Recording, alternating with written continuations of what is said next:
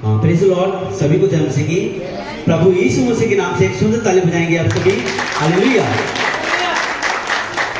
परमेश्वर का धन्यवाद करते हैं आज के दिन के लिए, जो कि परमेश्वर ने हमारे को संभाल के रखा और आज हम मिल रहे हैं और प्रभु के अनुग्रह से सही सलामत और सुरक्षित है। ये इसका अनुग्रह और उसकी दया है।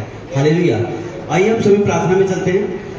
सृष्टिकर्ता पिता परमेश्वर, अनुग्रहकारी पिता, हम आपका धन्यवाद करते हैं। प्यारे पिता परमेश्वर, आपके चरणों में आते हैं मेरे प्यारे प्रभु जी। पिता परमेश्वर, जितने भाई बहन पिता परमेश्वर यहाँ पर आए हैं मेरे पिता परमेश्वर, आपके भवन के अंदर मेरे पिता परमेश्वर, जितने भी ऑनलाइन सुनेंगे पिता परमेश्वर, जितने भी बात और पिता परमेश्वर आपके पवित्र आत्मा की अगुवाई से पिता परमेश्वर बातें हो, और हर एक जो भी बातें हो मेरे पिता परमेश्वर, हर एक की हृदय की पट्टी पर वो वचन जो बातें हैं, जो आपकी हिदायत जो आपके बेटा बेटी को दी जाएगी, सभी के हृदय की पट्टी पर लिखी जाए पिता परमेश्वर। और प्यारे प्रभु जी, हम सीखे और ये भी सीखे पिता परमेश्वर, हमको सिखा पिता परमेश्वर अपने कलाम से कि मसीह समाज में आज कितनी जो गड़बड़ियां हो रही हैं, उससे हमें कैसे सावधान रहना है और कैसे बचना है। प्यारे पिता परमेश्वर, मैं आपका धन्यवाद करता हूँ। प्यारे प्रभु जी, पास्टर डैनिराज जी को, उनके घराने को, उनकी पूरी टीम को और तमाम मसीह मंथन बैठक के जितने भी पास्टर लीडर, उनकी टीम को, उनके पूरे घराने को आपके हाथों में सौंपते हैं। हर एक को बुद्धि ज्ञान सामर्थ्य, हर एक को अपने वचनों का सामर्थ्य पिता परमेश्वर, अपने वचनों का ज्ञान दे पिता की पिता परमेश्वर, तेरी खरी शिक्षा को वो और अद्भुत रीति से फैलाने वाले बने मेरे पिता परमेश्वर। और जितने भी भाई बहन यहाँ बैठे हैं, इनको भी अपना बुद्धि ज्ञान दे मेरे पिता परमेश्वर, ताकि तेरे वचन को सीख कर औरों को सिखाने वाले बने। प्यारे प्रभु जी, आपका धन्यवाद करते। प्यारे पिता परमेश्वर, कोई भी किसी प्रकार की दुख में, तकलीफ में, परेशानी में है, बीमारी में है, लाचारी में है, प्रभु यीशु मसीह के नाम से डांटते हैं। एक बीमारी और एक शैतान की युक्ति को प्रभु यीशु मसीह के नाम से कैंसिल करते हैं मेरे प्यारे प्रभु जी। पिता परमेश्वर, सारा आदर प्रशंसा महिमा जलाल आपके करते हैं पिता परमेश्वर। मांगती छोटी सी विनती को अपने प्यारे खुदा प्रभु यीशु मसीह के नाम से, आमीन। एक सुंदर ताली बजाएंगे आप सभी प्रभु यीशु मसीह के नाम से। आप सभी अपने स्थान पर बैठ सकते हैं। Thank you, God bless you. एक बार इसको देख रहे हैं, अगर एक बार आवाज भी चेक कर लीजिए, कोई भी फेसबुक पर एक बार आवाज चेक कर लीजिए कि आवाज साफ आ रही है। दूसरा, अगर सिस्टर मित्रा जी और सिस्टर शैली जी अगर आप देख रहे हैं, अगर आप जुड़ गए हैं, तो एक बार इसका लिंक कॉपी कर आप ग्रुप के अंदर जुड़ डालिएगा, ताकि ये जो लिंक है सबके पास पहुंच सके। ब्रदर, स्क्रीन पे मैं अड़ तो नहीं रहा हूं, एक बार देखिए, यहां चलेगा? ठीक है, ओके। चलिए हम स्टार्ट करते हैं। मसीह मंथन बैठक, fellowship Delhi church, registration number है हमारा under government in March of Maharashtra in all India, और ये हमारा रजिस्ट्रेशन नंबर है। चेक, ये हमारा चर्च का एड्रेस है, मसीह मंथन बैठक दिल्ली चर्च। एवरी संडे हमारा चर्च लगता है, 11 AM हमारा लाइव का समय है। लेकिन हमारा जो चर्च का समय है वो 10:30 बजे का है, और 11 बजे हम लाइव आते हैं। तो जिसको भी, किसी के भी पास अगर फिजिकल चर्च नहीं है और वो हमारे साथ ज्वाइन होना चाहता है, तो इस नंबर पर आप फोन कर सकते हैं। ये मेरा मोबाइल नंबर है, इस नंबर पर आप कॉल कर सकते हैं। ये हमारा चर्च का एड्रेस है, west metro station and Om Vihar bus stand के पास। ये किशन गार्डन में हमारा चर्च लगता है, मेट्रो पिलर नंबर 699 में। आप इस नंबर पर कांटेक्ट कर सकते हैं हमारे से, और मेरे से बात कर सकते हैं, और हमारे साथ फिजिकल चर्च अटेंड कर सकते हैं। आवाज साफ है? क्लियर है? बिल्कुल आवाज ओके। शिष्य मित्रा जी या शिष्य शैली जी, मैं एक बार फिर से दोबारा आपसे कहता हूँ, अगर ग्रुप में लिंक शेयर नहीं किया है आपने, तो कॉपी कर आप लिंक शेयर जरूर करिएगा। MMB admin from Delhi state, यानी कि जो दिल्ली का जो एडमिन है वो मुझे MMB की तरफ से, पास्टर डैनिराज जी की तरफ से रखा गया है, और मेरा नाम नीरज है, और ये मेरा मोबाइल नंबर है। जो कोई भी MMB दिल्ली चर्च से जुड़ना चाहता है, तो आप इस नंबर पर कांटेक्ट कर सकते हैं। मेरे मोबाइल नंबर है ये, इस नंबर पर कांटेक्ट कर सकते हैं। लेकिन हमारे साथ जुड़ने के लिए और मसीह मंथन बैठक से जुड़ने के लिए कुछ शर्तें हैं, कुछ नियम हैं, जो कि आपको प्रोटोकॉल को फॉलो करना पड़ेगा, ताकि आप हमारे साथ जुड़ सके और हमारे साथ जो खरी शिक्षा, साउंड डॉक्ट्रिन है, सीख सके, औरों को भी सिखा सके। ये 7 शर्तें हैं जो कि आपको ग्रुप में ऐड होने के लिए आपको माननी पड़ेगी। पहली शर्त है कि अन्य भाषा बोलने वाला ना हो। दूसरी शर्त है ग्रुप में एक्टिव रहना होगा। ग्रुप के अंदर कोई भी मैसेज डाला जाता है या कोई भी वीडियो का लिंक डाला जाता है, उसको आपको शेयर करना है, और उसके ऊपर अपना प्रतिक्रिया, अपना थंबनेल, लाइक, कुछ भी आप थंबनेल दे सकते हैं, लेकिन कोई भी नहीं देता।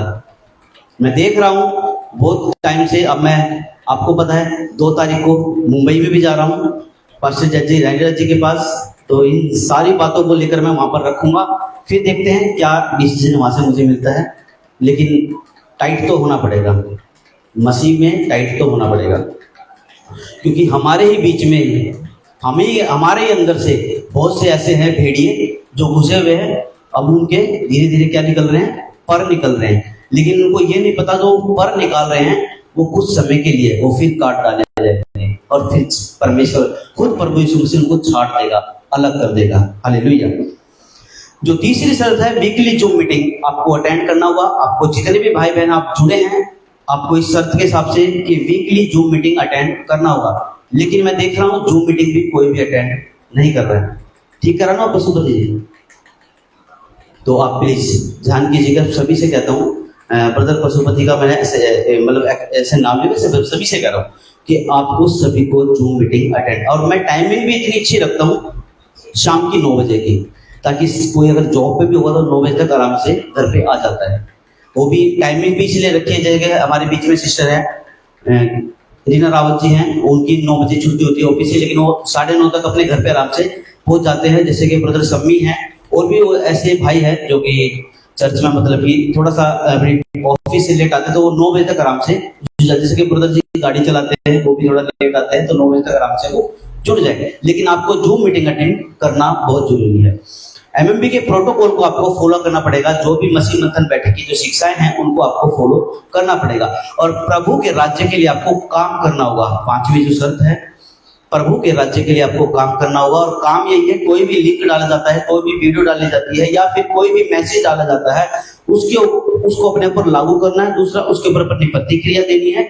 और एमएमबी का जो परमेश्वर के राज्य के लिए आपको क्या करना, अपने फेसबुक पेजेस को शेयर करना। अच्छा, एक चीज मैं आपसे सवाल पूछना चाहूंगा, यहाँ पर जितने भी भाई बहन बैठे हैं, कौन कौन फेसबुक चलाता है? एक बार हाथ खड़े कीजिए। फेसबुक कौन कौन चलाता है? 1 2 3 4 5 6 7 8 9 और भी होंगे, ऐसी बात नहीं है जो चलाते हैं। लेकिन जो चर्च की वीडियो है, आप जो हमारे फिजिकल दिल्ली चर्च की वीडियो है, आप कोई भी शेयर नहीं करता है अपने पेज से। कौन कौन करता है? हाथ उठाइए। और कौन करता है? नहीं, आपको करना बहुत जरूरी है। जब आप दिल्ली चर्च का ही वीडियो शेयर नहीं करते हैं, तो पास्टर डैनी राज जी का तो क्या ही करते हो? क्योंकि जब आप अपने दिल्ली शहर में ही एक्टिव नहीं है, तो आपको पता है डैनी राज को तो आप कहाँ से एक्टिव करवाओगे? क्योंकि ये हमारा काम है। जैसे 5वीं शर्त है कि परमेश्वर के राज्य के लिए काम करते रहना होगा, तो ये भी आपका एक काम है। अगर आप लाइव नहीं आ सकते, अगर आप प्रचार नहीं कर सकते, लेकिन जो प्रचार कर रहा है उसको मसीह मंथन बैठक को लेकर चल रहा है, उसको तो आप शेयर कर सकते हैं। जैसे आपके फ्रेंड्स फॉलोवर हैं, जैसे प्रभु के लोग हैं, वो चाहे अन्य जाति है, कोई भी, मान लो कोई प्रभु का ही लोग कोई फंसा हुआ है गलत शिक्षा में, अगर उस मैसेज को सुनेगा आपके पेज से, तो क्या पता परमेश्वर उसका जीवन बदल दे और वो भी खींच के आ जाए। इसीलिए बहुत जरूरी है आपको शेयर करना।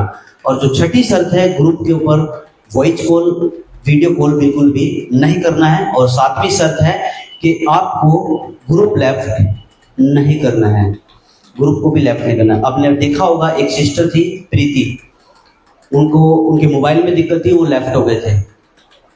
तो लेफ्ट हो गए, मेरे पास फोन आया कि ब्रदर जी गलती से लेफ्ट हो, तो मैंने उनको एक मैसेज बोला कि आप मैसेज दीजिए, ताकि ग्रुप में कोई भी अगर लेफ्ट होता है, आपको पता है प्रभाव पड़ता है कि भाई क्या रीजन है, क्यों लेफ्ट हुआ, तो इससे सबको पता चले कि हाँ पे उनकी प्रॉब्लम थी उनके मोबाइल में। ऐसे ही एक सिस्टर है प्रीति सॉरी क्या नाम है, अंजलि नाम है ना, जो सिस्टर दिव्या जी के वहां से, वो भी लेफ्ट हो चुके हैं, लेकिन अभी तक उनका कोई वॉइस कॉल मेरे पास या वॉइस मैसेज नहीं आया है, ताकि मैं उनको दोबारा ऐड करूं।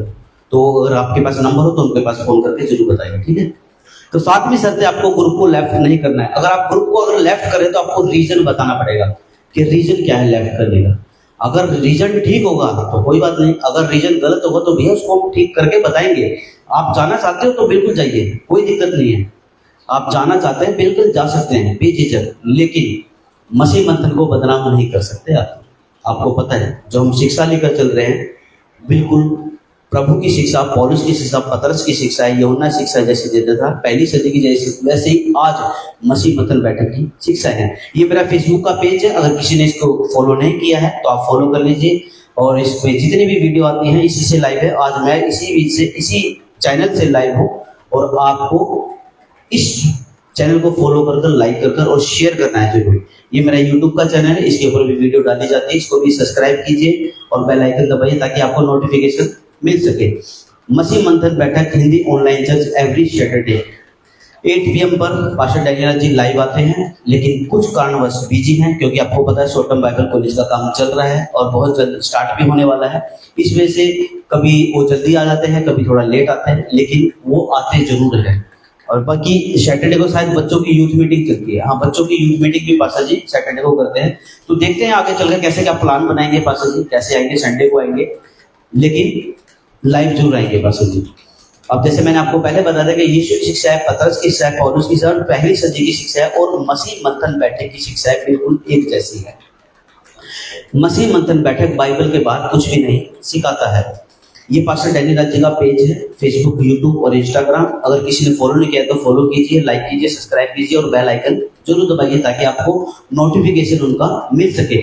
और सोशल प्लेटफॉर्म से पास्टर डैनियल जी पैसा नहीं कमाता है, ना कोई चैनल में एडवर्टाइज कर रखा है जिससे कि पैसा आता है, ऐसा कुछ भी नहीं है। प्रभु के राज्य के लिए आत्माओं को जीतना असली धन हमारा वो है।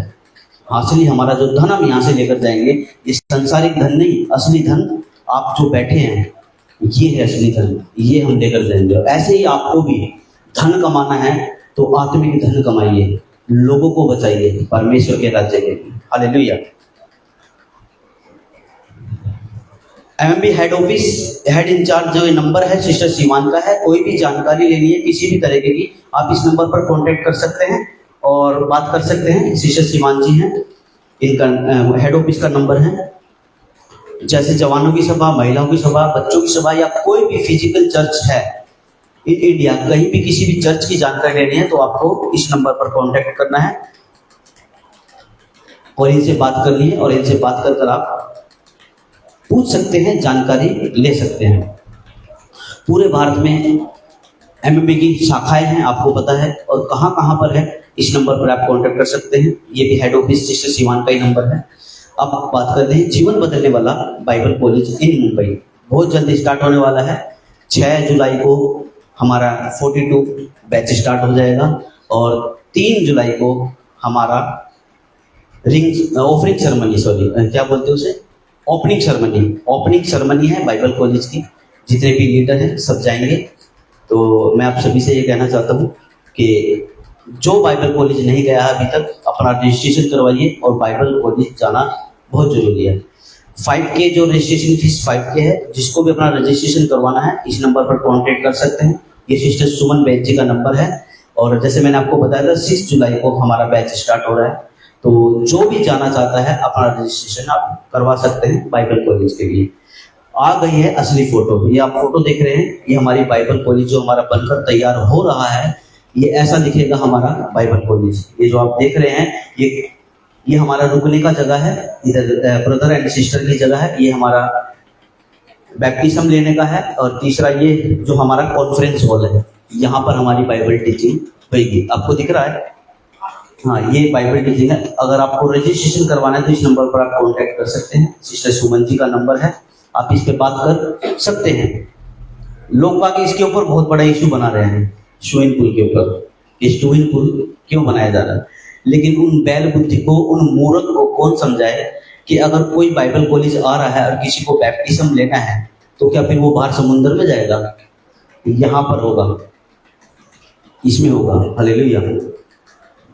ये अद्भुत 12 विषय हैं जो कि पास्टर डैनियल जी बाइबल कॉलेज पर सिखाते हैं और हम सीख के हैं, और जो भी जाता है वो भी सीखता है। जैसे पहला बाइबल, दूसरा सृष्टि, तीसरा क्रिएट, चौथा कलसिया, 5वां तंबू, छठा हेडिस, 7वां रैप्चर, 8वां थेरोन, 9वां गॉड वर्सेस वर्ल्ड, 10वां चरित्र। हमारे को अपना चरित्र कैसा रखना है, हम सब कुछ सीखे लेकिन हमारा चरित्र ही ठीक नहीं है तो फिर कोई फायदा नहीं है। इसीलिए हमारा सबसे मेन टॉपिक है अपना चरित्र।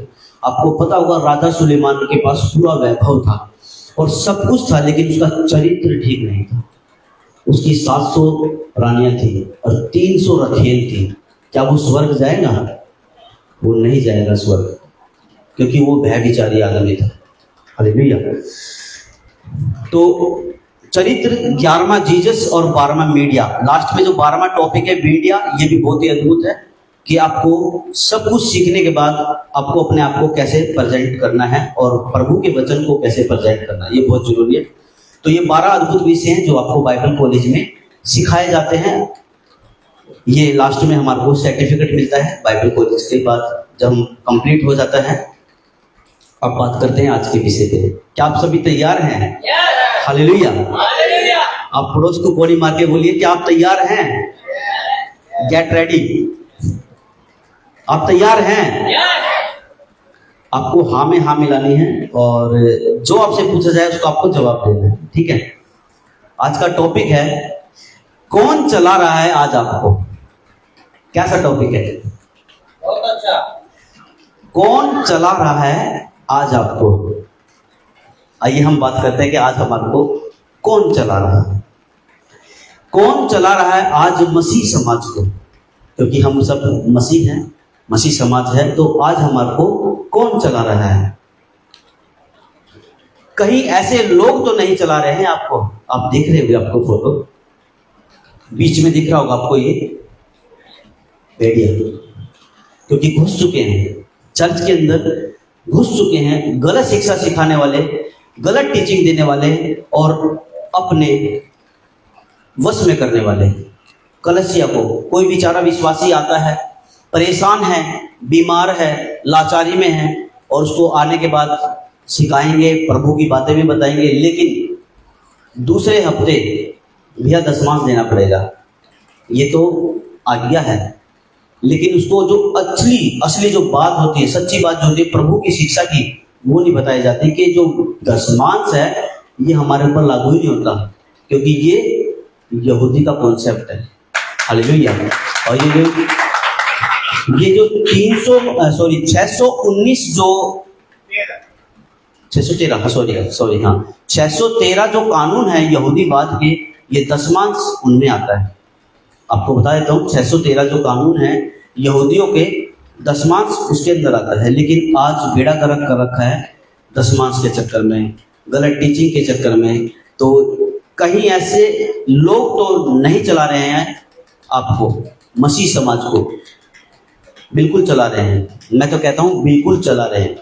सिर्फ 10% ही लोग ऐसे हैं जो साउंड डॉक्ट्रिन, खरी शिक्षा दे रहे हैं, लेकिन 90% ऐसे हैं जो लोगों को बेवकूफ बना रहे हैं। अपनी बातों में लुभानी बातें बोलते हैं, बड़े प्यार से बोलते हैं, प्यार वाली बातें करते हैं, सब चलता है, कोई बात नहीं, क्योंकि नजर किस पे है? पॉकेट पे है कि इससे मुझे अगर कोई विश्वासी बीड़ी पी रहा है, गुटखा खा रहा है, तम्बाकू खा रहा है, दारू पी रहा है, कुछ भी कर रहा है, कोई बात नहीं ब्रदर, छूट जाएगा, सब चलता है धीरे धीरे। लेकिन उसको समझाएंगे नहीं ना, उसको कुछ हिदायत देंगे कि ब्रदर ये गलत है, कोई बात नहीं, सब चलता है। क्यों?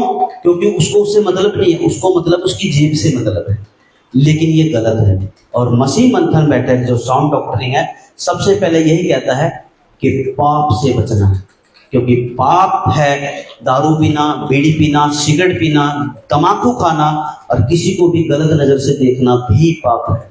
जैसे प्रभु का वचन कहता है कि भय विचार करना पाप है, जैसे अन्य उसमें पुराने नियम में, लेकिन प्रभु वहां पर कहता है अगर किसी की तरफ हमने गलत नजर भी देख ली तो अपने मन के अंदर उसके साथ भय विचार कर लिया तो वो पाप है। मत्ती की पुस्तक उसका 7:22 में लिखा है, उस दिन बहुतेरे लोग मुझसे कहेंगे। कौन है ये बहुतेरे लोग? आज इसी टॉपिक के ऊपर बात करेंगे कि ये बहुतेरे कौन है। हमारा फोकस किस पे होगा? बहुतेरे पर। इसी एक बात पे फोकस करेंगे, बहुतेरे। ये बहुतेरे कौन है? आइए देखते हैं ये कौन है। मत्ती की पुस्तक 7:21 में लिखा है, जो मुझसे हे प्रभु कहता है, उनमें से हर एक स्वर्ग के राज्य में प्रवेश ना करेगा, परंतु वही जो मेरे स्वर्गीय पिता की इच्छा पर चलता है। यानी कि परमेश्वर की आज्ञा को मानता है, उसकी इच्छा पर चलता है, वही स्वर्ग के राज्य में प्रवेश करेगा। लेकिन जो मुझे हे प्रभु कहता है, हे प्रभु मैंने तेरे नाम से ये करा, हे प्रभु मैं, इससे आगे जो आएगा भी दिखाऊंगा मैं आपको, वो क्या कर रहे हैं? वो प्रभु को धोखा दे रहे हैं, वो हे प्रभु भी कर रहे हैं, और आपको पता है पास्टर डैनी राज जी क्या कहते हैं कि हे प्रभु करते हैं, और लेकिन जो गंभीर बातें हैं उसको लेते नहीं है, ऊपर से ले लेते हैं। लेकिन जो प्रभु की गंभीर बातें हैं उसको तो लेते ही नहीं है, ना ही किसी के ऊपर लागू करते हैं। और परमेश्वर का वचन भी कहता है कि तू मेरा नाम व्यर्थ ना लेना। तो जो नाम हे प्रभु करने वाले प्रभु का नाम व्यर्थ ले रहे हैं। हालेलुया।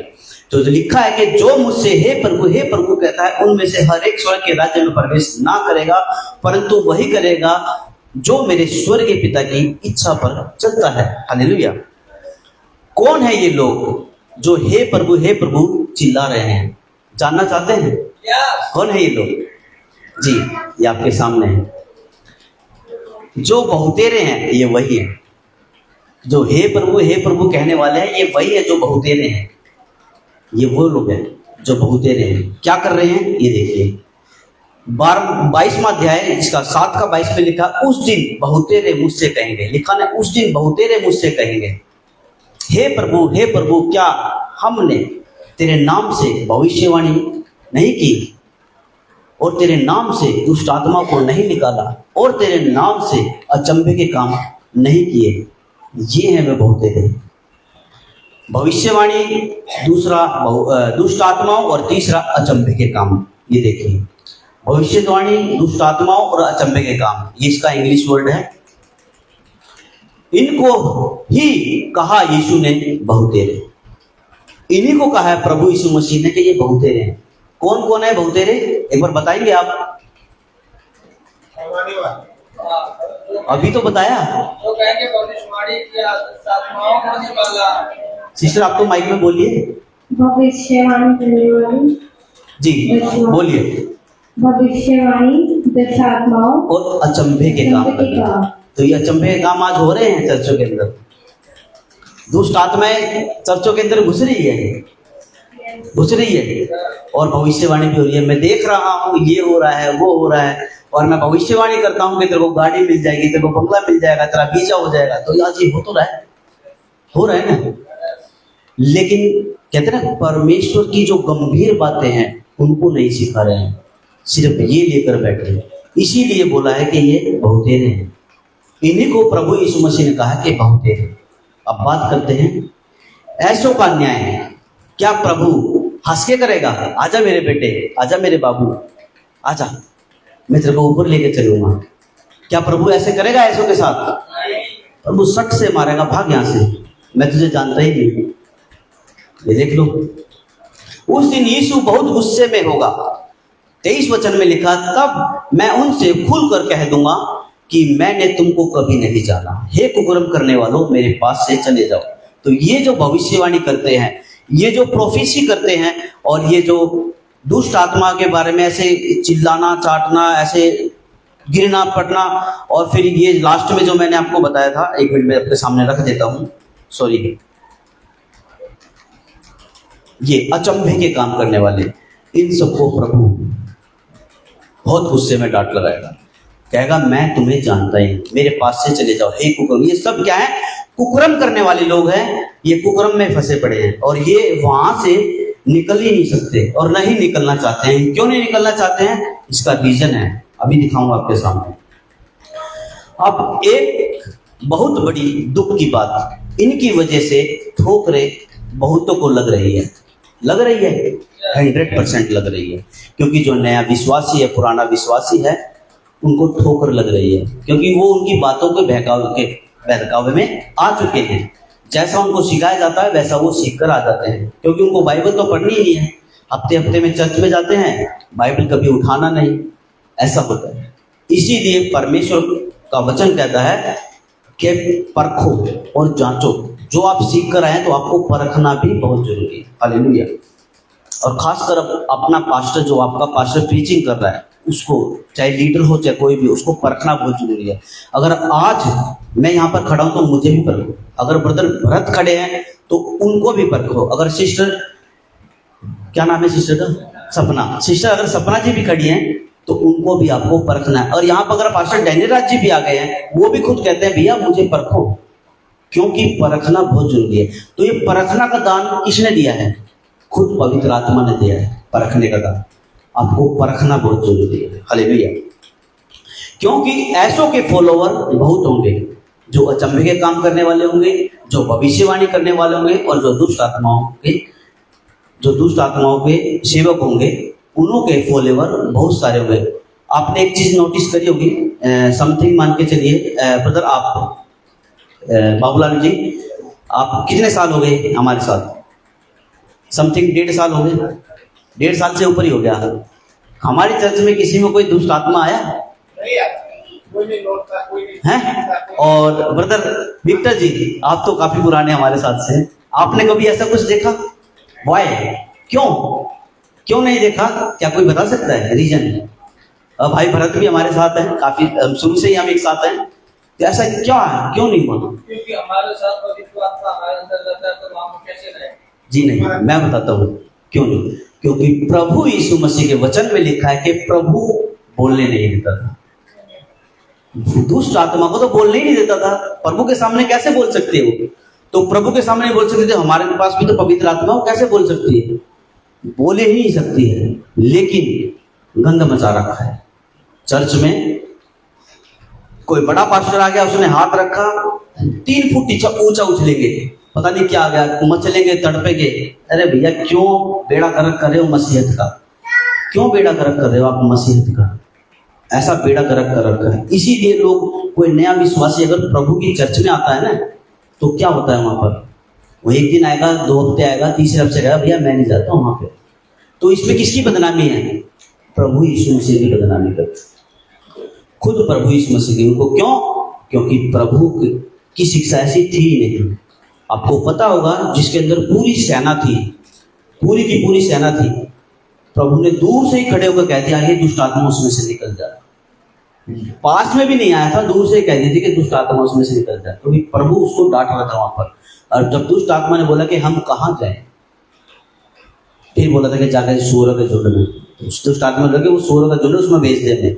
जब जाकर वहां पे सूअरों के झुंड में उनको भेजा था, तो फिर बाद में वो ठीक हुआ, तो आया, आके क्या बोलता है प्रभु से कि प्रभु मैं तेरे साथ रहना चाहता हूँ। तो क्या वो ठीक कह रहा था? बात बताइए ना, क्या वो ठीक कह रहा था? जी। तो प्रभु ने क्या बोला? प्रभु ने बोला, जा अपने लोगों को बता। और उस दिन से लेकर, ये बात बाइबल में नहीं है, लेकिन बाकी पास्टर जयराज जी ने हमारे को बताई है कि वही व्यक्ति 10 राज्यों पर प्रभु यीशु का सुसमाचार सुनाया उसने, और उस व्यक्ति के द्वारा 10 शहर बचाए गए। इतना प्रभु अद्भुत कार्य करा था। हालेलुया। तो फिर हम क्यों नहीं कर रहे? हम क्यों बैठे हैं यहाँ? जब सब कर रहे हैं तो हमें करना चाहिए, करना बहुत जरूरी है। अब आते हैं टॉपिक के पर, सॉरी। क्योंकि ऐसे लोगों के जो बहुतेरे हैं और जो गलत शिक्षा दे रहे हैं, जो भविष्यवाणी करते हैं, जो अचंभे के काम करते हैं, और जो हमेशा दुष्ट आत्माओं की बातें करते हैं, क्या हो गया उनका? उनके फॉलोवर कैसे होंगे? बहुत सारे होंगे। उनके चर्चों में भीड़ बहुत होगी, बहुत सारी भीड़ होगी, चिल्लाना, चीखना, चिल्लाना। अभी आपके सामने आएगा, लिखा है लूका की पुस्तक 17:1 में, फिर उसने अपने चेलों से कहा, हो नहीं सकता कि ठोकरें न लगे, परंतु हाय उस मनुष्य पर जिसके कारण वे आती हैं। तो आज जिसके कारण वो ठोकर आ रही है, उस मनुष्य के ऊपर हाय है। आज जो जितने भी कोट पैंट दबा के बैठे हैं ना चर्च में और आते हैं प्रचार करने, उनको ठोकरें लग रही है। उस मनुष्य, हाय उस मनुष्य जिसके कारण वो ठोकर आती है। उसके बारे में लिखा है कि इससे आगे हम पढ़ेंगे, लिखा है, जो इन छोटों में से किसी एक को ठोकर खिलाता है, किसी को भी ठोकर, उसके लिए यह भला होता कि उसकी गले में चक्की का पाट लटका होता, उसको नदी में डबोल के मार देता। क्यों कर रहे हो भैया ऐसा काम? अगर कोई नया विश्वासी आ जाए, उसको उठाओ ना, आप तो गिरा रहे हो। उसको उठाने से तो गए, उसको गिरा रहे हो। ये है वो बहुतेरे लोग, और इन बहुतेरे लोगों से क्या होगा? प्रभु न्याय के दिन बहुत गुस्से में होगा और उनको बोलेगा, हे कुकर्म करने वालों, मेरे पास से चले जाओ, क्योंकि मैं तुम्हें नहीं जानता। हालेलुया।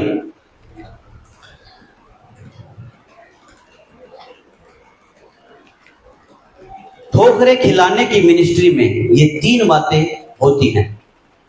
पहली भविष्यवाणी, दूसरी दुष्ट आत्मा, और तीसरा अचंभे के काम। ये 3 काम जो ठोकर वाली मिनिस्ट्री होती है, खिलाने वाले, इनमें ये 3 बातें बहुत जरूरी होती है। आपको पता होगा, हम सभी वहीं से निकल कर आए हैं और आज हम बिल्कुल सही प्लेटफॉर्म पे हैं, क्योंकि आज हमारे को कोई भी बहका नहीं सकता या किसी के भी भरमाने में हम नहीं आ सकते हैं, क्योंकि हमें सच्चाई का पता चल चुका है। अगर कोई गलत, यहाँ पर अगर मैं भी या कोई भी भाई अगर कुछ गलत सिखा रहा होगा तो उसी समय हम उसको परख लेंगे, हम पहचान लेंगे इसको। हालेलुया। ज्यादातर सेवक इस तरह की मिनिस्ट्री के पीछे क्यों भागते हैं? इसके भी 3 कारण हैं। किस तरह की मिनिस्ट्री के पीछे क्यों भागते हैं? 3 कारण है, जानना चाहते हैं? जी देखिए, पहला नाम मिलता है, दूसरा पैसा मिलता है, तीसरा भीड़ मिलती है। पहला नाम मिलता है, बहुत बड़ा पास्टर है। दूसरा पैसा मिलता है, वहां से भी पैसा आता है, यहां से तो मिलता ही मिलता है, दशमांश तो आएगा ही, लेकिन जो संस्था वाले लोग होते हैं उनको सैलरी मिलती है वहां से। तीसरा भीड़। छतरपुर में चर्च है, बहुत भीड़ होती है, आपको पता है वहां पर, लेकिन एक दिन जाके देखना वहां पर क्या होता है। वचन सिर्फ 10 मिनट, बाकी चिल्लाना, चीखना, नाचना, कूदना, इधर हुर, इधर हाय, इधर तालियां बज रही हैं, इधर हंस रहे हैं। प्रभु क्या ये करने आया था यहाँ पर? प्रभु पापियों को बचाने आया था, पापियों को बचाने आया प्रभु। चीखना चिल्लाना करने नहीं आया कि तुम मेरे नाम से चिल्लाओ, चीखो, ये करो, वो करो। क्यों मसीहत को बिगाड़ रहे हो आप? और क्यों मसीह का बेड़ा गर्क कर रहे हो आप? ये गलत है। और ये तेजी से फैलेंगे, आपको पता है ये तेजी से फैलेंगे, लेकिन प्रभु क्या कहता है? और उनका वचन यानी कि मिनिस्ट्री सड़े घाव की नाई फैलता जाएगा, सड़े घाव की नहीं। तो ऐसी जो मिनिस्ट्री होगी जो अचंभे के काम करेगी, दुष्ट आत्माओं के बारे में चर्च के अंदर बातें होगी, जैसे दुष्ट आत्मा को निकालना या दुष्ट आत्मा से भरा हुआ सेवक होगा। और तीसरा जो अचंभे के काम करेंगे, यानी कि फेलोशिप करेंगे, अचंभे के काम, मैंने ये करा, मैंने वो करा, मैं ये करूंगा, मैं वो करूंगा, तो ऐसे फैलते हो जाएंगे। लेकिन उनका जो वचन होगा वो सड़े घाव की नाई फैलता जाएगा, जैसे शैतान कर रहा है। आपको पता है शैतान का ही ये ट्रैप है, सेवक को बचाना नहीं, सेवक को फंसाना। और बचाने का काम किसका है? प्रभु यीशु मसीह का। और शैतान का काम है सबको भरमाना। आज शैतान कहाँ मिलेगा? क्या कोई बता सकता है? चर्च के गेट के बाहर मिलेगा। चर्च में मिलेगा शैतान, क्योंकि उसको पता है संसार तो उसके वश में है ही, लेकिन उसको पता है कि अगर ये सेवक जो सही शिक्षा सिखा रहा है और सही शिक्षा में लोगों को एजुकेट कर रहा है, उसी को फंसाएगा। आज आपको पता है मसीह मंथन बैठक जो 10% में आता है साउंड डॉक्ट्रिन सिखाने में, उसके पीछे क्या है? लगा पड़ा है शैतान। उन्हीं हमारे में से ही लोगों को निकाल रहा है, छाट रहा है और इस्तेमाल कर रहा है, ताकि मसीह मंथन बैठक और पास्टर डेनियल राजेश को बदनाम करें। लेकिन कितना ही कुछ कर ले, जैसे कि वचन में लिखा है, पानी का बुलबुला थोड़ी सी देर दिखेगा फिर फूट जाएगा। उछल रहे हैं, उछलने दो, आराम से शांत बैठ जाना, कुछ नहीं होना जाना, क्योंकि जो मिनिस्ट्री, जो पौधा प्रभु ने लगाया है उसको कोई उखाड़ नहीं सकता। हालेलुया, धन्यवाद प्रभु का। तो इनके जो वचन है सड़े घाव की नाई फैलता जाएगा। अब एक बड़ा पर्सन कैसे पहचाने इन सेवकों को? बिल्कुल, जब उनको हमें पता है कि भविष्यवाणी भी करते हैं, अचंभे के काम भी करते हैं, और तो उनको पहचान हमें करनी तो पड़ेगी ना। मान लो कहीं हम पर जा रहे हैं तो हमें पहचान तो हो कि वो कैसे पहचाने जा सकते हैं। आइए देखते हैं कैसे पहचान सकते हैं ऐसे सेवकों को। जानना चाहते हैं? टोटल 9 तरह से, 9 तरीके से आप समझ सकते हैं इन सेवकों को। पहला है ऐसे जो पैसे के लालची सेवक है, आप पहचान सकते हैं उनको। पैसे के लालची सेवक हैं, आप आराम से पहचान लोगे, बहुतेरों में इनकी गिनती आती है। वचन पढ़ेंगे हम। जी सिस्टर एक बार पढ़ दीजिए वचन को, ऑन करके एक बार पढ़िए, थोड़ा सा पानी में।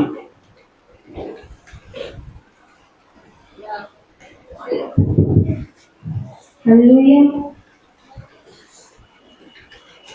दूसरा माइक दो, सेल और सेल भी लगाए। चलो कोई नहीं रहने दीजिए। रवि भाई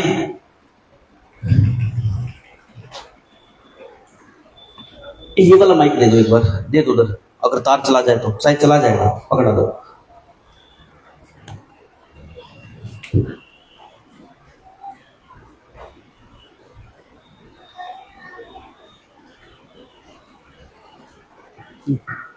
हालेलुया।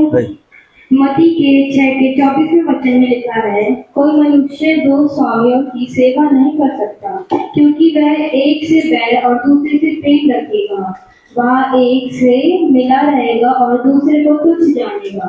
तुम परमेश्वर को धन दोनों की सेवा नहीं कर सकते। लिखा है जो मनुष्य दो स्वामियों की, यानी कि प्रभु की भी और धन की भी सेवा नहीं कर सकता, आपको पता है, क्योंकि उसका ध्यान एक में लगा रहेगा, धन में ही लगा रहेगा, वो परमेश्वर की तरफ बिल्कुल भी नहीं जा सकता, क्योंकि वह एक से बैर और दूसरे से प्रेम रखेगा। तो जिसका ध्यान धन में लग जाता है ना, वो परमेश्वर की तरफ देखेगा ही नहीं। और जो आज के से बहुतेरे लोगों में जो आते हैं सेवक, वो ऐसे ही हो गए हैं। प्रभु की गंभीर, जैसे मत्ती की पुस्तक उसका 23 में अगर आप पढ़ेंगे तो वहां पर लिखा है कि तुम मच्छर को तो छान देते हो लेकिन ऊंट को निगल जाते हो।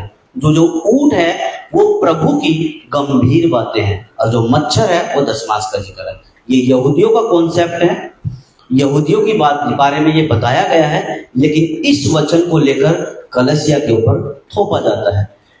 दशमांश के बारे में तो बता देंगे, लेकिन जो नीचे जो लिखा है कि ऊंट को निगल जाते हैं, जो ऊंट है वो प्रभु यीशु मसीह की गंभीर बातें हैं, आप पढ़िएगा जरूर, तो उसको निकल जाते हैं। तो इसीलिए लिखा है कि लिखा है एक मनुष्य दो स्वामियों की सेवा नहीं कर सकता, एक से बैर रखेगा और दूसरे को तुच्छ जानेगा। हालेलुया। जितने भी मिनिस्ट्री हैं, चर्चेस, पास्टर हैं और ऑनलाइन प्रीचर है, इंटरनेशनल बिगिंग प्रीचर हैं, पैसा पैसा करते रहते हैं, ऐसो से संभल कर रहो। जितने भी लोग हैं हमेशा पैसे की ही बात करेंगे, पैसा पैसा पैसा पैसा। वो किस चीज का पैसा? अगर कोई सेवक या पास्टर, अगर किसी, आपको पता है कोई भी मिनिस्ट्री अगर आप चला रहे हैं, मैं मानता हूं कि उसमें पैसा खर्च होता है। एक छोटी सी बात मैं हम अपनी दिल्ली चर्च की करता हूं आपके सामने। आज हम इस हॉल में बैठे हैं, आपको पता है ये हमारा नहीं है, ये रेंटेड है। अगर यहाँ पर है और आप हम सभी यहाँ पर हैं, क्या मैं अकेला इसका रेंट दे सकता हूँ? क्या आप दे सकते हैं? कोई भी अदर पर्सन? लेकिन हम सब मिलकर दे सकते हैं, चाहे थोड़ा थोड़ा करके दे, लेकिन हम दे सकते हैं। तो ये इसीलिए मैंने बोला कि अगर कोई मिनिस्ट्री चलानी है तो उसके लिए भी पैसा तो खर्च होता ही है और पैसा देना ही पड़ता है। लेकिन किस मिनिस्ट्री के लिए? जो परमेश्वर के राज्य में सही काम करती है और परमेश्वर के राज्य की बातें करती है, उसके लिए। लेकिन जो प्रभु के राज्य की बातें नहीं करती, सिर्फ अपनी अपनी उन्नति की बातें करता है, उसके लिए हमें नहीं देना है, बिल्कुल भी नहीं। खासकर दशमांश तो हमारे पर लागू होता ही नहीं, होता ही नहीं। हम क्या दे सकते हैं? दूसरा कुरिन्थियों उसका 9वां अध्याय और 7 और 8 वचन में जो लिखा है कि हम दान दे सकते हैं, ऑफरिंग बोलते से दान दे सकते हैं, ना तो किसी के दबाव में आकर और ना ही कुड़कुड़ाकर, अपनी इच्छा, सुइच्छा से। अगर आप 50, 100, 10 जो भी देना चाहते हैं, 50, 100, 10 और भी, चाहे अपनी इच्छा से, आप चाहे 1 करोड़ रुपए या 1 लाख रुपए दे दें, वो आप अपनी इच्छा से। लेकिन किसी के दबाव में आकर भी कुछ भी नहीं कर सकते, बिल्कुल भी नहीं कर सकते। लेकिन आज क्या कर रहे हैं? चर्चे के अंदर दबाव डाल रहे हैं कि आपको देना ही पड़ेगा, नहीं तो क्या आएगा? आपके ऊपर श्राप आएगा, आपके ऊपर श्राप आ जाएगा। पर क्योंकि प्रभु कहता है कि मुझे परख कर देख, मैं तेरे लिए स्वर्ग से, है ना, स्वर्ग से।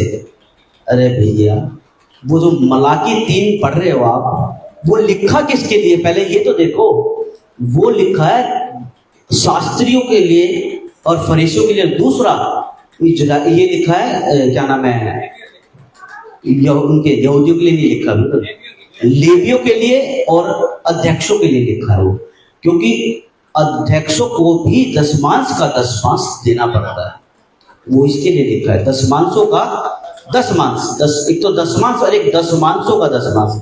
करेंगे इस टॉपिक पे बात, और बिल्कुल खुलासे के साथ टॉपिक पे बात करेंगे, पूरा अद्भुत खुलासे से। तो ये हमेशा पैसा पैसा करते रहते हैं, दूसरा राजा 5:26 में लिखा है, क्या यह समय चांदी व वस्त्र या जलपाई वह दाख की बारियों, भेड़ बकरियों, गाय बैल और दास दासी लेने का है? तो ये कौन कह रहा है यहाँ पर ये एलीशा कह रहा है गेहजी को कि तू जो, क्योंकि उसने क्या करा, वहां पर नामांकन कोडी आया। सिस्टर बंद कर लीजिए जब बोला जाए, जब खोलना। जब नामांकन कोडी आया वहां पर एलीशा ने बोला कि जा तू जाके वहां शीलो में नहा ले, 7 डुबकी लगा तो ठीक हो जाएगा। और जब वो बिल्कुल ठीक हो गया तो वहां पर ठीक होने के बाद राजा ने बोला कि बोल तुझे क्या चाहिए, क्योंकि वो लाद कर लेकर आया था सब कुछ, वो देना चाहता था, लेकिन एलीशा ने वहां पर मना कर दिया। मना करने के बाद फिर गेहजी के मन में क्या आ गया, लालच आ गया। तो आज के जो सेवक हैं उनके भी मन के अंदर वही लालच है जो आया हुआ है। तो क्या करा, वहां पर गेहजी ने ले तो लिया और वो सोचा कि एलीशा को कुछ पता नहीं, लेकिन वहां पर बैठा परमेश्वर का आत्मा उसको सब कुछ बता रहा है। एलीशा को देख ऐसे ऐसे उसने कर दिया है। तो वहां पर देख लो क्या हुआ उसके साथ। जो नामांकन का कोड था उसके ऊपर तो आया है, साथ में उसकी पुस्तकों के ऊपर, उनके बच्चे, उसके ऊपर भी इसका कोड आ गया। तो देख लो लालच कितना बुरा है। और सेकंड तिमुथियुस में साफ लिखा है कि अपने पर दंड लाते हैं, जो पैसा करते हैं अपने पर दंड लेकर आते हैं और भारी विनाश के दंड के भोगी हो। हालेलुया। दूसरा है ऐसे जो भयविचारी सेवक हैं, जो ऐसे हैं जो भयविचारी सेवक हैं, बिल्कुल हैं भयविचारी, करते हैं। ये देखिए आपके सामने आज बहुत से सेवकों को एक्स्ट्रा मैरिटल अफेयर चल रहा है, बहुत से सेवकों का चर्चों के अंदर। हम खबर भी देखते हैं, सुनते भी हैं।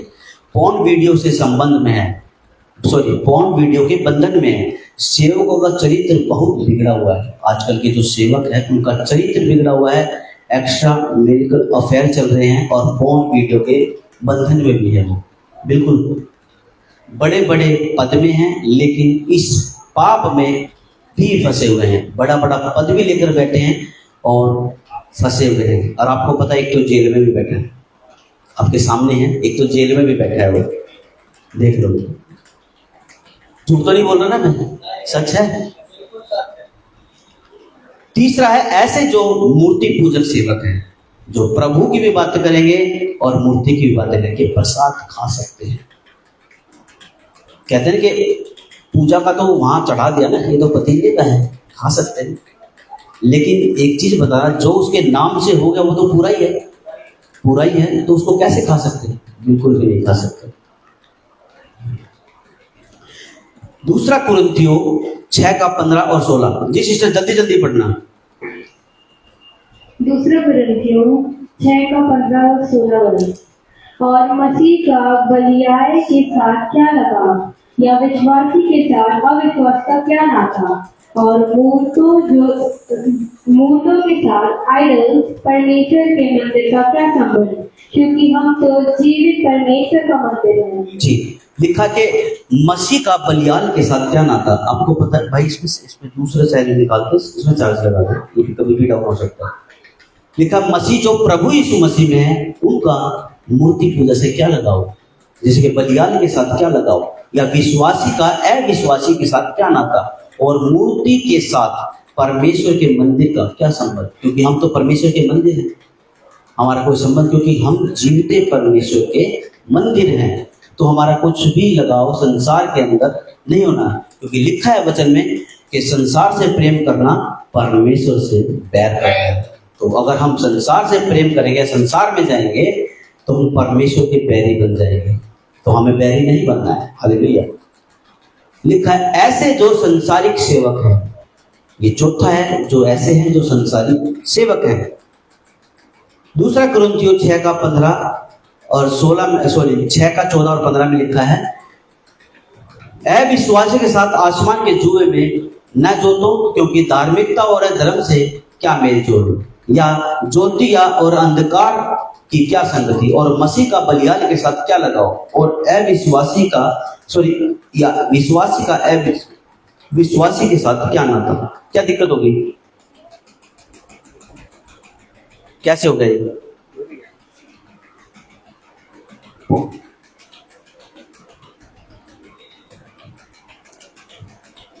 समझ सकते हैं आप? लिखा कि अविश्वासी के साथ आसमान के जुए में न जुटो। यानी कि जब आप विश्वास में आ गए हैं तो फिर क्यों आप अविश्वासी वाले काम कर रहे हैं? जब विश्वास में आ गए, तुमने सच्चाई को जान लिया है, क्या फिर से दोबारा से क्या आप अविश्वास में जाओगे? फिर तो उसके ऊपर एक ही वचन लागू होता है कि नहलाई हुई सूरनी कीचड़ में डूब जाएगी और कुत्ता अपनी छाटन को भी खाएगा।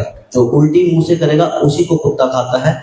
और सूअर को कितना भी नहला लो, धुला लो, कितना ही साफ सुथरा कर लो, उसको लौटना कीचड़ में ही है। तो आजकल के विश्वासी भी ऐसे हो गए।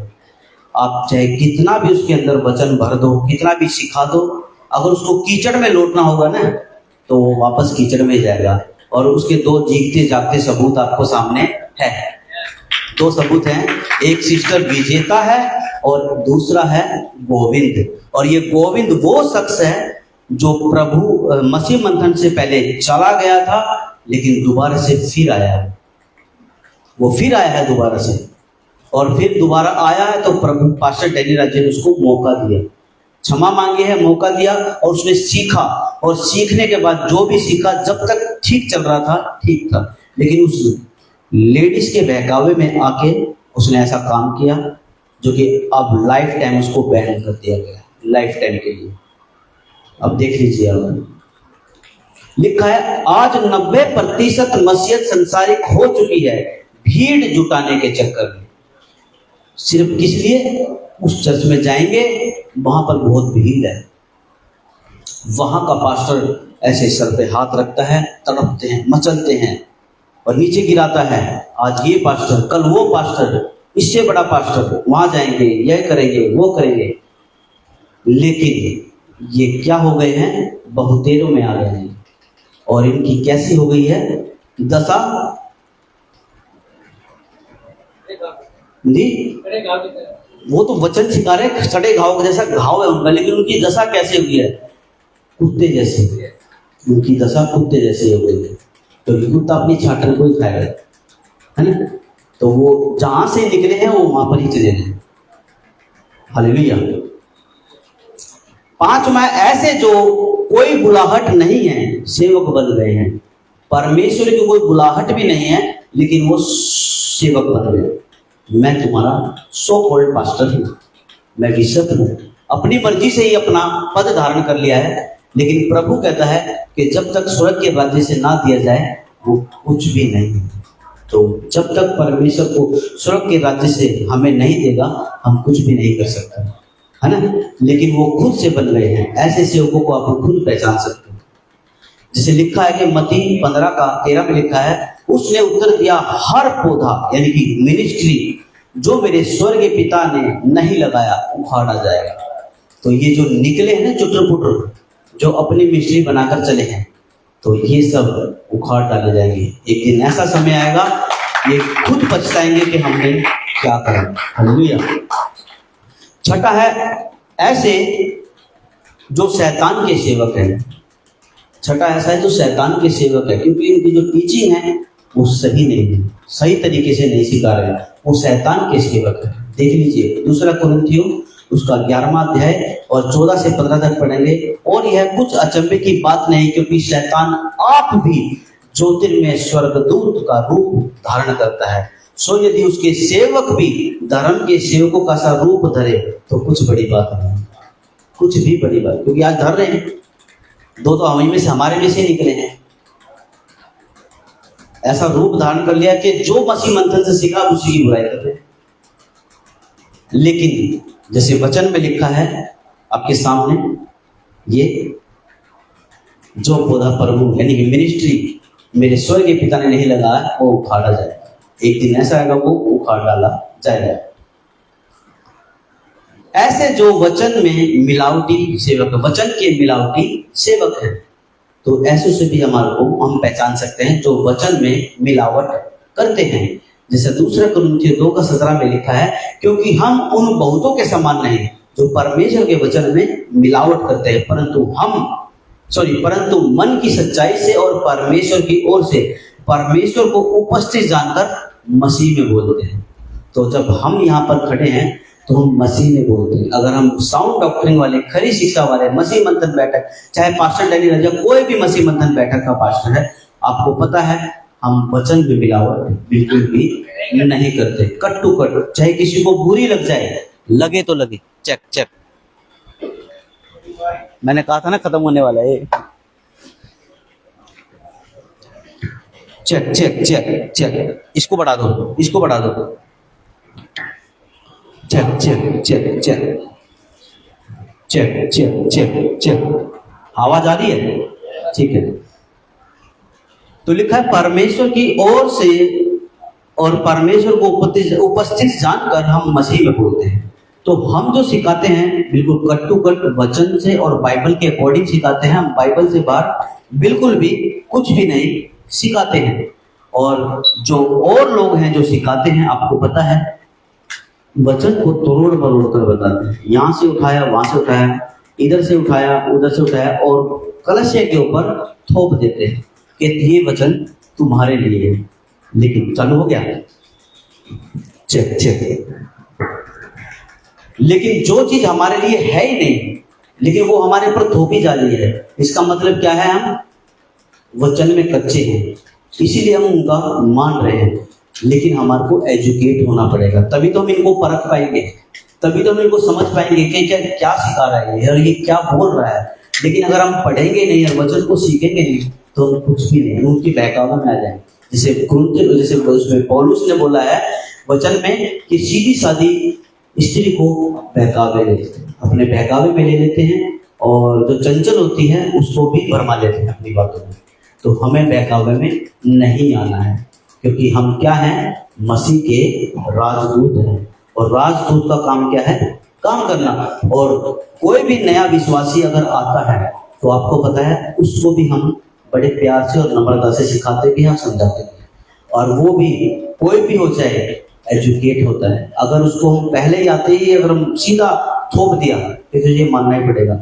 और रही बात जैसे दशमांश ये थोपते हैं, एक छोटी सी बात बताता हूँ आपको।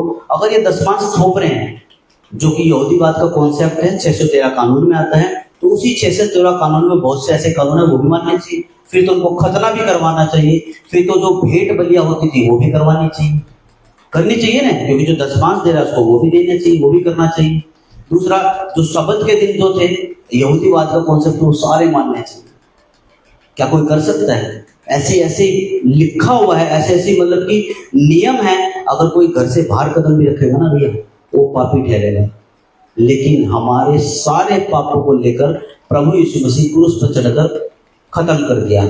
और परमेश्वर ने खुद बोला है कि मैं व्यवस्था को मिटाने नहीं, उसको पूरा करने आया। और जब प्रभु यीशु मसीह जब क्रूसिफाइड हो रहे थे, तो प्रभु यीशु मसीह ने क्या बोला था? पूरा हुआ। तो व्यवस्था को उसने पूरा किया। और ये जो लिखा है वचन में कि संतानों के लिए नहीं है, सिर्फ एक संतान लिखा है, लास्ट संतान, वंश लिखा है, वंश लिखा, वंशों के लिए नहीं है। वंशों में तो फिर आपको पता, फिर वो चलती रहती है वंश। तो जो आखिरी वंश था वो प्रभु यीशु मसीह था। हालेलुया। और उसने व्यवस्था को पूरा किया। और व्यवस्था के जो पाप थे, जो व्यवस्था जो पाप को दर्शाती है, हम वहां से छूट चुके हैं। और हमारे ऊपर क्या हुआ है? अनुग्रह हुआ है। हम क्या हैं? अनुग्रह वाले हैं। तो इनको हम जो बहुतेरे हैं, इनको आराम से पहचान सकते हैं, बहुत ही आसान तरीके से पहचान सकते हैं, जो वचन में मिलावट करते हैं। ऐसे जो वचन का कोई नॉलेज ही नहीं रखते हैं, उनको भी आराम से हम पहचान सकते हैं। कोई वचन का नॉलेज नहीं है और वो सेवक बन के बैठा है, उसको भी हम आराम से पहचान सकते हैं। जैसे लिखा है होशे की पुस्तक 4:6 में, मेरे ज्ञान के ना होने से मेरी प्रजा नाश हो गया। तो प्रभु का ज्ञान रखना बहुत जरूरी है। तूने मेरे ज्ञान को तुच्छ जाना, यानी कि जो प्रभु की जो सही शिक्षा, खरी शिक्षा थी, वो सिखाई नहीं, उल्टा सीधा सिखा दिया। तो प्रभु कहता है कि तूने मेरे ज्ञान को तुच्छ जाना, इसलिए मैं तुझे अपना याजक होने के अयोग्य ठहरा हूं। मैं तुझे याजक ही नहीं ठहराता। जा, क्या करूं बताओ। मैं लिखा कि इसीलिए मैं तुझे अपना याजक रहने के अयोग्य ठहराऊंगा, और इसलिए कि तूने अपने परमेश्वर की व्यवस्था को तज दिए, यानी त्याग दिया। जो बातें थी वो तूने सही तरीके से बताई नहीं, उसमें मिलावट करा। मैं भी तुझे लड़के बालों को छोड़ दूंगा, मैं भी तेरे लड़के बालों को छोड़ दूंगा। तुझे छोड़ देने का मतलब है जब मैं लेने आऊंगा तो मैं तुझे यहीं पर ही छोड़ूंगा, क्योंकि तूने मेरी आज्ञा को नहीं माना, तूने मेरे वचन का पालन नहीं किया और ना ही मेरी इच्छा को पूरा किया। हालेलुया। अब बात करते हैं, किसी को भी फॉलो करने से पहले आपकी नॉलेज कितनी है, उसकी नॉलेज कितनी है आपको चेक कर लो। आपको चेक करना है कि उसकी नॉलेज फॉलो करने से पहले कि वो क्या सिखा रहा है, पहले उसको समझो, परखो, जांचो, फिर उसके बाद फॉलो करो, चाहे उसमें मैं ही क्यों ना हो।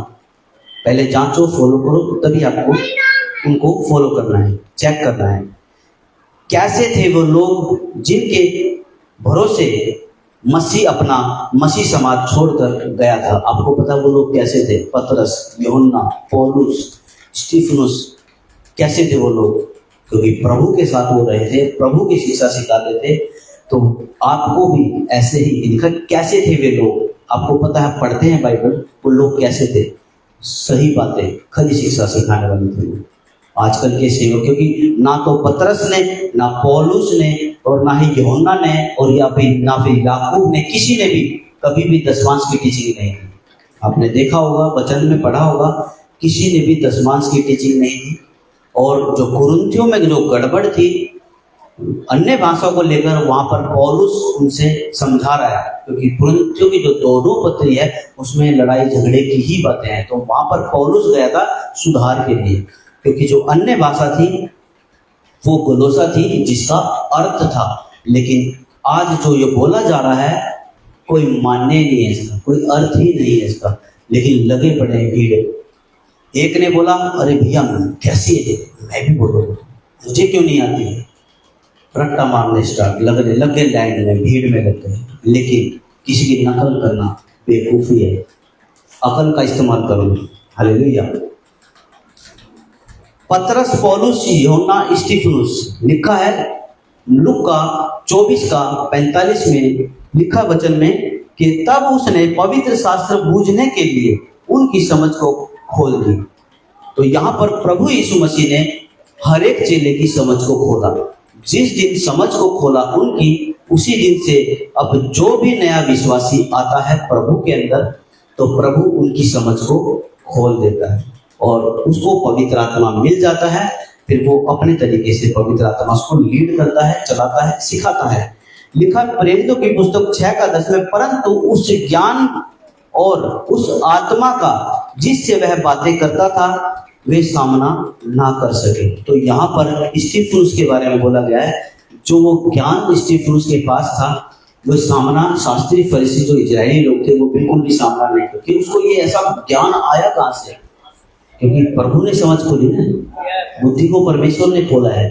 तो हमारी बुद्धि को प्रभु ने खोला है कि हमारे को इतना अच्छा मेंटर दिया पास्टर डैनियल राज जी के रूप में, कि हमारे को हर एक वचन को बड़ी बारीकी से सिखाते हैं और समझाते हैं और खुलासा भी करते हैं। आज जो हम यहाँ पर खड़े हैं, आप जो यहाँ पर बैठे हैं, आप किसकी वजह से बैठे हैं?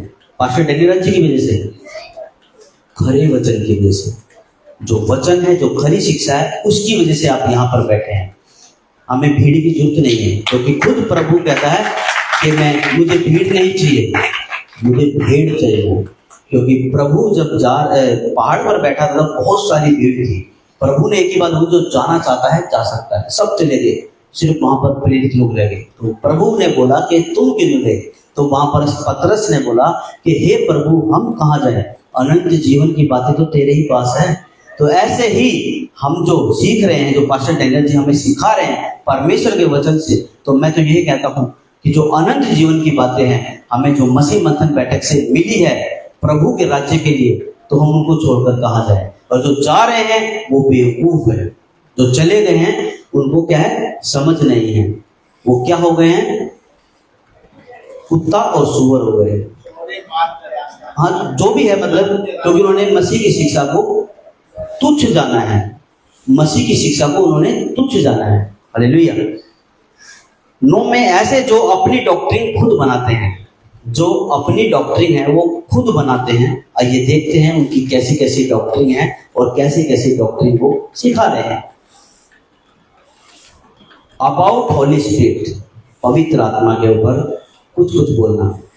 उतरा उतरा उतरा, अरे भैया वो बहुत पहले उतर चुका है और कहाँ उतारेगा उसको, कहाँ उतारेगा, लेकिन फिर भी लगे पड़े हैं। उतरा, भर जा भर जा। अरे भैया तू भरने की बात कर रहा, वो पहले ही दे चुका है तेरे को, तो वो कितना भरेगा, फट जाएगा, तू फट जाएगा, कितना भरेगा भैया, क्योंकि पवित्र आत्मा आपको मिल चुका है। फिर पवित्र आत्मा का मजाक क्यों उड़ा रहे हैं? क्यों? ये मजाक ही तो उड़ाना है पवित्र आत्मा का। मेरे अंदर आ जा, उतरा, छू ले मुझे। कितना छुआएगा भाई? वो 35 के दिन आ चुका है और आज तक है, वो जाएगा एक ही बार, जब रैप्चर हो जाएगा तब चला जाएगा। तो भैया अभी वो पृथ्वी पर ही है, तुम्हारे अंदर है, लेकिन समझ नहीं है, फिर भी कहते हैं उतर जा उतर जा उतर जा। या फिर आग बरसा दे, आग। अरे भैया आग तो बरसेगी जब बरसेगी, जब सब कुछ खत्म होगा, जब परमेश्वर खुद आग बरसाएगा ना, क्योंकि प्रभु अपनी कलसिया को ले जाएगा, फिर परमेश्वर के हाथ में राज्य को सौंप देगा और उस दिन आग बरसेगी, सब कुछ फिर खत्म। तो आग तो परमेश्वर बरसाएगा, लेकिन फिर से वो आग बरसा दे, गाना गाते हैं ना, फिर से वो आग बरसा दे, वो गलत है। और दूसरा, ब्रदर माइंड मत करना, क्योंकि देखो मेरा काम है खरा सिखाना। जैसे भी आपने वर्शिप सॉन्ग गाया था, देखो मैं सबको ही बोल देता हूँ, मुंह पे बोल देता हूँ, इसलिए मैं थोड़ा बुरा लगता हूँ। जैसे जो आपने एक वर्शिप सॉन्ग गाया था ना कि पाप क्षमा, भैया पाप क्षमा बहुत पहले हो गए, अब क्यों हमने पाप क्षमा की क्षमा मांगनी है? तो ये जो वर्शिप सॉन्ग है ये हमारे में नहीं आता है। हम आराधना प्रभु की करेंगे, लेकिन पाप क्षमा हमारे हो चुके हैं। प्रभु बहुत 2026 साल पहले पाप क्षमा करके हमारे जा चुका है। अब हमें क्यों पाप क्षमा? क्योंकि अभी तक आपके पाप क्षमा ही नहीं हुए। आप 4-5 साल हो गए प्रभु में आ गए, आपको पाप क्षमा आपके तो उसी दिन हो गए थे जिस आप प्रभु में आ गए, आपके हो चुके पाप क्षमा। अब किस चीज की क्षमा मांग रहे हैं? इसका मतलब आप दोबारा पाप करते जा रहे हैं। क्यों? हमें पाप करने क्यों है? इसीलिए ब्रदर माइंड मत करना, इसलिए मैंने आपको बोला। अब बुरा मत मानना मेरी बातों में, हाँ, क्योंकि हमारे पाप क्षमा हो चुके हैं, हम क्यों दोबारा पाप क्षमा की क्षमा मांगे, है ना? तो इसीलिए कोई भी हम प्रभु की वर्शिप करते हैं तो हमें पहले उसको क्या करना है? वर्शिप करने से पहले उसका समझना है, उसका लिरिक्स क्या है, वो क्या बात कर रहा है, उसके बाद ही हम वर्शिप सॉन्ग कर सकते हैं। तो इस चीज का हमें ध्यान रखना है। और भी काफी सारे सॉन्ग हैं, आप सब करते हैं, मैं लूंगा एक दिन क्लास सबकी। सॉरी। दूसरा, जैसे कि लिखा टंग्स, यानी कि जो अन्य भाषा जिब्रिश वाले हैं, आप आराम से पहचान जाओगे। तीसरा, ले हैंड, यानी कि हाथ रखकर, सर के ऊपर हाथ रखकर प्रार्थना करते हैं। तीसरा है लॉगिंग जर्क, यानी कि तेज हंसना, तेज हंसना, चर्च के अंदर ताली बजाना, तेज हंसना। तीसरा है फीलिंग डाउन, नीचे गिराना चर्च के अंदर। फिर इसके बाद है डांसिंग, चर्च के अंदर डांसिंग। और उसके बाद फिर लिखा है शूटिंग, यानी कि चिल्लाना। तीसरा है एंड आउट ऑफ कंट्रोल, यानी कि अपना आपा खोना। आजकल ये चर्च के अंदर होता है, आप आराम से इनको पहचान सकते हो, अपना आपा वो खो देते हैं। फिर इसके बाद टाइथ, ऑफरिंग, और फिर प्रेयर सीड का मतलब होता है बीज बोना। आजकल ये होता है चर्च के अंदर, आप आराम से इनको, ऐसे सेवकों को पहचान सकते हैं। तो किस श्रेणी में आएंगे? बहुतेरे, ये आएंगे बहुतेरे में। तो ऐसे बहुतेरों को प्रभु बोलेगा, हे कुकर्म करने वालों मेरे पास से चले जाओ, क्योंकि मैंने तुम्हें कभी जाना ही नहीं और ना ही मैं तुम्हें जानता। हालेलुया। दूसरा, फिर अपनी डॉक्ट्रिन गुड फ्राइडे है बाइबल में? नहीं है। ईस्टर संडे है ही नहीं बाइबल में। तीसरा, क्रिसमस, बट वाई? क्रिसमस दिसंबर को आता है, क्या कोई बता सकता है? प्रभु यीशु मसीह का जो जन्म है क्या दिसंबर में हुआ था? सितंबर में ही हुआ था, दिसंबर में नहीं हुआ था, सितंबर में हुआ था, दिसंबर में। लेकिन दिसंबर में कौन हुआ था? जो सेंटा क्लॉज बनकर बैठा है, क्या नाम था ब्रदर उसका? हाँ, संत निकोलस, उसका बर्थडे है। उसको क्रिसमस के तौर पर मनाया जा रहा है। सेंटा क्लॉज के कपड़े पहना दिए, नाचना कूदना, ये करना वो करना। लेकिन आप जाकर गूगल में चेक कीजिए, आपको पता चलेगा। लेकिन वही बात है ना, यहाँ से नहीं सोचते हैं, यहाँ से सोचते हैं सब। इधर तो दिमाग पे जोर लगाना ही नहीं है, क्योंकि दिमाग पे तो शैतान बैठा रखा है ना। क्योंकि परमेश्वर बुद्धि की बातें सिखाता है, बुद्धि ही करता है, लेकिन शैतान सबसे पहले मनुष्य की बुद्धि पर ही अटैक करता है, ताकि उसकी बुद्धि कंट्रोल में आ जाए, तो पूरे शरीर पे वो अपने आप ही कंट्रोल कर लेगा। क्योंकि बुद्धि पे ये सीधा जो तीर मारता है, बुद्धि पे तीर मारता है। तो ये जो डॉक्ट्रिन ये जो बनाते हैं, क्रिसमस दूसरा ज्यूइश फेस्टिवल भी मनाते हैं, आपको पता होगा। ये ऐसे बहुतेरे में आते हैं। अब बात करते हैं rapture, second coming, anti Christ, and time. कहते हैं कि रैप्चर तो होगा ही नहीं, रैप्चर तो होगा ही नहीं, लेकिन आप उनको क्या पता। दूसरा सेकंड कमिंग, सेकंड कमिंग में कहते हैं कि कलसिया उठाई जाएगी। कलसिया तो पहली कमिंग में उठाई जाएगी जब प्रभु आएगा। लिखा है ना उसमें थेसलोनिके की पुस्तक में कि प्रभु गुप्त में आएगा। जो कलसिया उठाई जाएगी वो गुप्त में उठाई जाएगी, लेकिन जब सूर्य संसार को दिखेगा, तो पूरा संसार जो घुटने टेकेगा प्रभु के आगे, तो वो जो कलसिया उठाई जाएगी, यानी कि आप मैं अगर इस योग्य होगा कि प्रभु हमारे को उठाए, तो जब प्रभु आएगा सेकंड कमिंग में, उसके साथ हम भी आएंगे। हालेलुया। तो हम आएंगे जब संसार हमारे को देखेगा और तो फिर घुटने टेकेगा। अरे ये तो बाबूलाल मंडल, अगर मैं इसकी बात उस दिन मान लेता तो मैं भी इसके साथ नहीं होता। अरे ये तो ब्रदर वीरेंद्र जी हैं, अगर मैं इसकी बात मान लेता तो आज मैं भी साथ नहीं होता। उस दिन रोएंगे, पछताएंगे, छाती पीटेंगे कि मैंने बहुत गलत करा, लेकिन आप उनको और आप आराम से पहचान देंगे। मत्ती की पुस्तक उसका 15:14 में लिखा है, उनको जाने दो, वे अंधे मार्ग दिखाने वाले हैं। जो ऐसी बातें सिखाने वाले जो बहुतेरे उसमें आते हैं श्रेणी में, कि उनको जाने दो, वे अंधे मार्ग दिखाने वाले, और अंधा यदि अंधे को मार्ग दिखाए तो दोनों ही गड्ढे में गिर पड़ेंगे। तो ऐसे हैं बहुतेरे, दोनों ही गड्ढे में गिरेंगे। आज 10% ही सच्चे सेवक हैं जो प्रभु के भय में मसीह समाज को चला रहे हैं। आज 10% ही है, और उस 10% में मसीह मंथन बैठक भी है, जो कि प्रभु के भय से और प्रभु की जो खरे वचन से सिखा रहा है सच्चे सेवक। लेकिन बाकी 99% बेड़ा गर्क कर रखा है मसीह समाज का। पहला नंबर, नाम के लिए सेवा नहीं करते हैं। जो सच्चे सेवक 10% वाले हैं, वो अपने नाम के लिए सेवा नहीं करते हैं, वो सिर्फ प्रभु का राज्य बढ़े। दूसरा, वो पैसे के लिए सेवा नहीं करते हैं। तीसरा, वो भीड़ के लिए सेवा। हमें भी भीड़ नहीं चाहिए, हमें भेड़ चाहिए। और सच्चा सेवक वही होगा जो भीड़ नहीं, भेड़ को चाहिए। भीड़ तो बहुत हो जाएगी अगर करना चाहे ना ब्रदर। अगर कुछ भी अगर हम यहाँ पे उल्टा सीधा कर ले, ये होल भी छोटा पड़ जाएगा हमारा, इतनी भीड़ हो जाएगी। आज हम चाहे थोड़े, लिखना परमेश्वर का वचन, हे छोटे झुंड मत घबरा, मैं तेरे साथ हूं।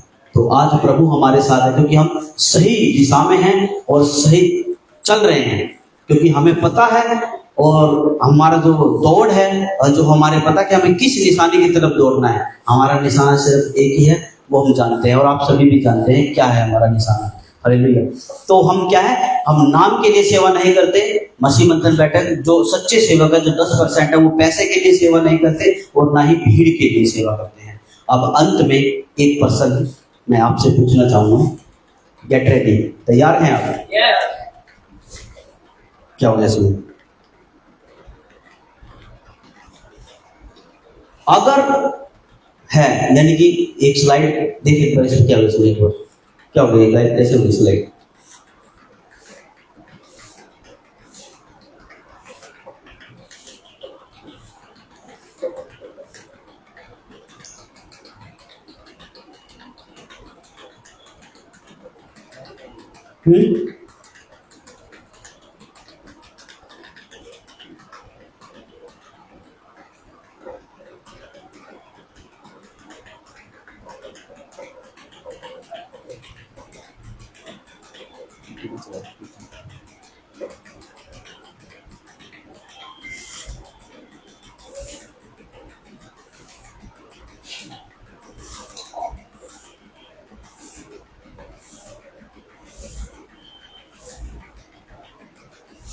लगा चलिए, रहेंगे जैसे भी चल जाएगा। ये रिमोट चल रहा है, एक मिनट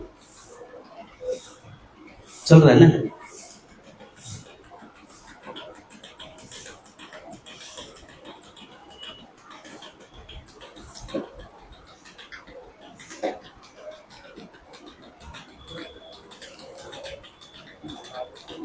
बस ठीक है। ये 9 बातें, ये लिखा है, क्या इन 9 बातों में आपका पास्टर है, इंटरनेशनल प्रीचर है या ऑनलाइन प्रीचर है? आप परख सकते हैं। अगर है तो आपको क्या करना है? अलग रहना है। जैसे इस वचन के अलग है, अगर है तो आपको ऐसी कलीसिया को छोड़ दो, ऐसे पास्टर को सुनना छोड़ दो, ऐसे प्रीचर को सुनना छोड़ दो।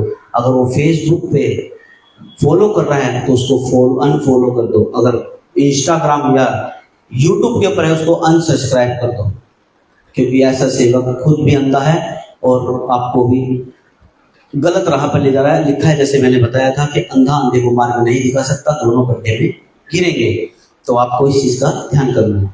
लिखा है क्यों ऐसा करना है, ऐसा क्यों करना है। जैसे लिखा है 2 तीमुथियुस 3:13 में लिखा, और दुष्ट और बहकाने वाले धोखा देते हैं और धोखा खाते हुए बिगड़ते चले जाएंगे।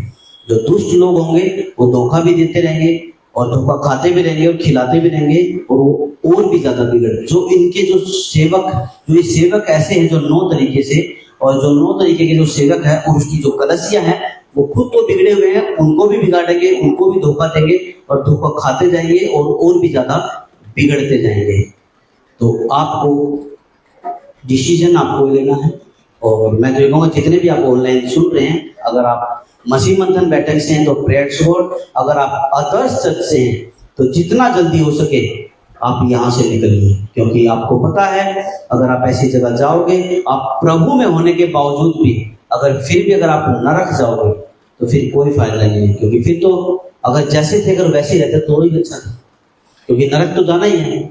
इसीलिए अगर आप प्रभु में आए हैं तो अच्छा चुनाव कीजिए, अच्छे खाने का चुनाव कीजिए जो कि आपके लिए सेहत के लिए अच्छा होगा। Hallelujah, thank you, praise God. परमेश्वर इस वचन के संग से आप सभी को होता है इससे आशीष दे। Thank you Lord Jesus. आइए हम प्रार्थना करते हैं।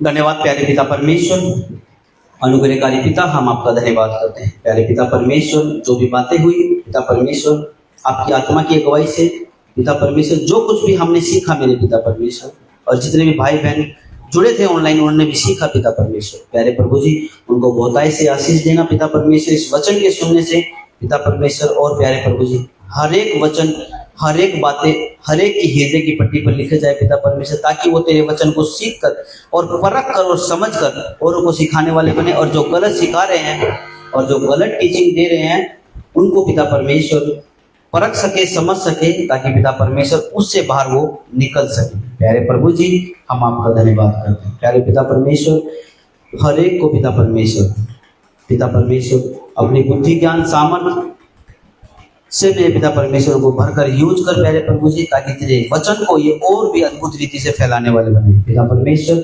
आपका धन्यवाद करते हैं। सारा आदर प्रशंसा महिमा जलाल आपकी करते हैं। मांगते हैं छोटी सी व्यक्ति को अपने प्यारे खुदा प्रभु यीशु मसीह के नाम से, आमीन। सभी को जय मसीह की।